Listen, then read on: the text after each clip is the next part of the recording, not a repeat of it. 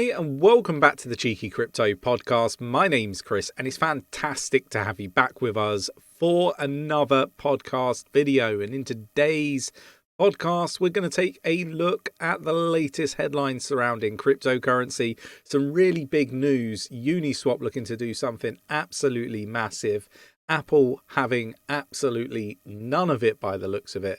And we're going to dig into kind of what the expectations are for the market from a fundamental viewpoint rather than just the technical analysis.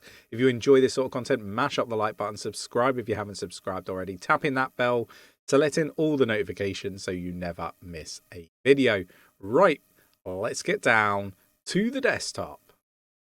So we're going to start on coin market cap. Now, the total market cap of all crypto is down 0.11% at the time of recording, at $1.03 trillion, and Bitcoin is currently at what we got 22,323.64.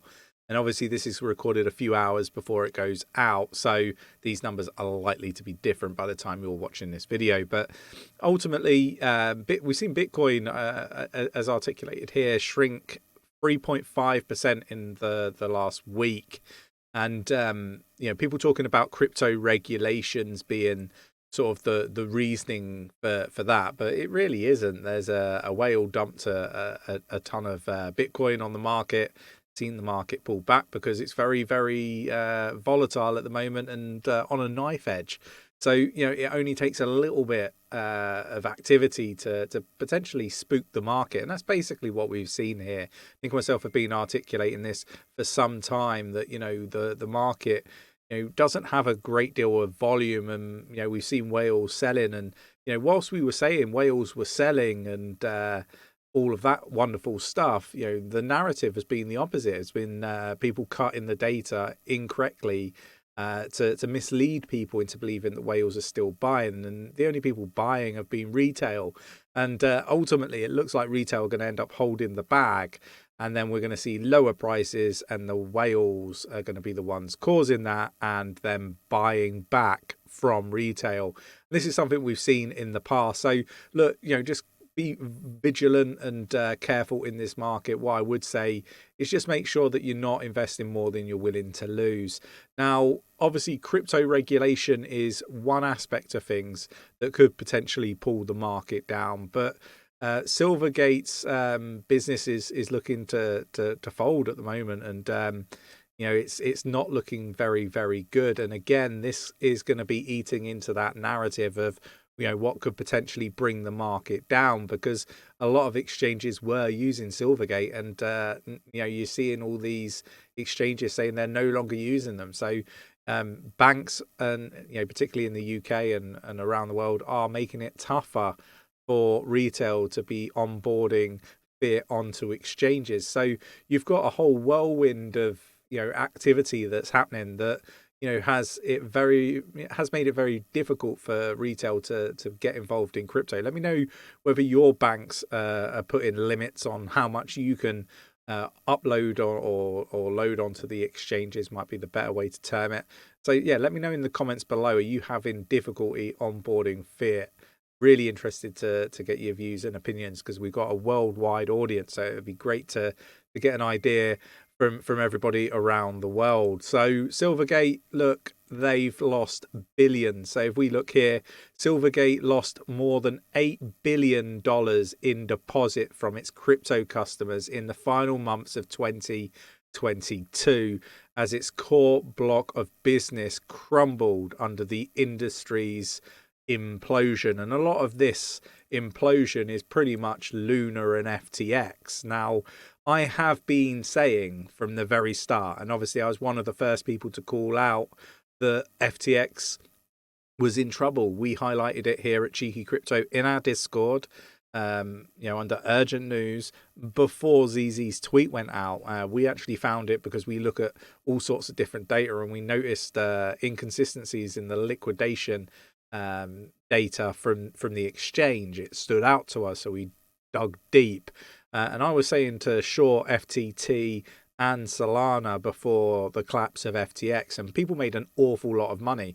But we were also saying that we haven't seen all of the contagion yet, and I also went on to say that we were going to see non-crypto companies actually come out of the woodwork and basically highlight that they are also having difficulties. Now obviously it's not something that people really want to sort of own up to, but Silvergate is a company that is massive and heavily integrated with crypto exchanges, and ultimately they're not in a really good position right now, and on the verge. So look, be mindful of this. I don't think that these are going to be the last few companies to fold. I think there's going to be even more news to come. So just be aware of that and be vigilant. I'm still in preserve capital mode.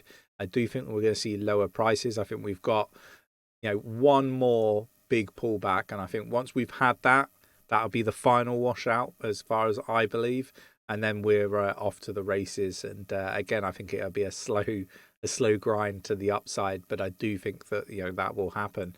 So look, just be aware of that.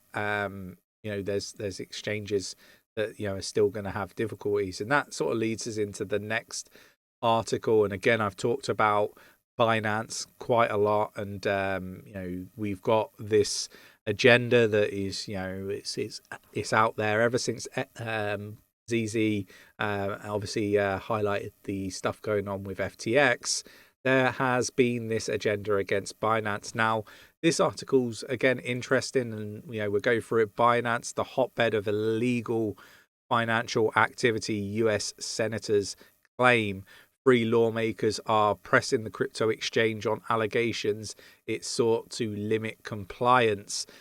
Basically, they've written a letter to Binance in essence, and that letter is basically asking them to detail all their anti-money laundering processes and safeguards and all that sort of stuff, and how they're basically being compliant. So this article is saying that Binance are expecting to have to pay some hefty fines for how they used to operate, I guess, rather than how they're operating currently. But what I would say is, it's also detailed in here that Binance, are saying that it's nonsense. It's not true. There's no truth to these claims. And what I've been sort of highlighting an awful lot on the channel is I'm yet to see any proof. All I'm seeing is accusations. People accusing Binance of doing X, Y, and Z. And look, maybe they haven't got the best anti-money laundering processes. But then, if you go back to January, I highlighted there was 6 banks around the world within that one calendar month that had basically failed on money laundering processes and had to pay fines to several different regulators around the world. So this isn't something that is unheard of. This isn't something that isn't a problem in the traditional banking sector, because it happens. You just go and do a quick Google search, and you will see the number of banks that have recently paid fines to regulators because they haven't been following the correct processes when it comes to money laundering. I think it'd be the same for Binance. I think it'd be the same for many other exchanges. But there is an agenda here, and the agenda is just really, for me, off the back of everything that happened with FTX. Just remember, Sam was basically the US golden child. The guy was, he could do no wrong. Even now, I think that he's still treated as if he hasn't done anything wrong, and that it couldn't be further from the truth. The guy was a fraud and has cost an awful lot of money for investors. But this also happened under the watch of regulators. I question those individuals too. Why are they not being investigated for the lack of oversight, the lack of action? Everything is reactive rather than proactive, and that needs to be looked at, in my opinion. So let's move on to the final piece. I kind of want to end on something that I found really interesting. So Uniswap, if I get my words out, they want to launch a crypto wallet app, but Apple says not so fast, according to this. Well, that's not really strictly true.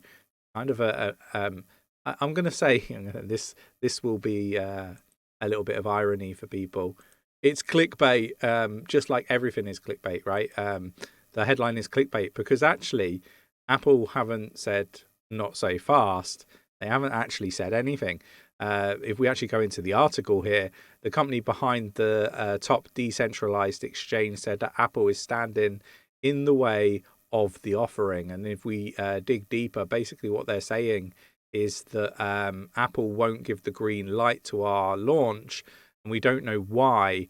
We've responded to their concerns, answered every question, and reiterated that we are 100% compliant with their specifications, a spokesman said for basically a spokesman from Uniswap has told CoinDesk. But basically they haven't heard back. They haven't had an answer. Look, we all know that Apple are likely to do their own wallet. They've already got a wallet, but a wallet that is integrated into cryptocurrency, and maybe that is why. But look, it's interesting to see. And what are your thoughts about a decentralized wallet or Uniswap, made by Uniswap? I mean, I think that's pretty cool. So yeah, I'd be looking forward to seeing more information on that. So yeah, let's keep our eyes on that. I think that is an interesting development, and be interesting to see what Apple choose to do and how they they move forward. I hope you enjoyed today's video. If you did, mash up that like button, subscribe if you haven't subscribed already, tap in that bell, selecting all the notifications so you never miss a video, and I will catch you in the next one. Take care.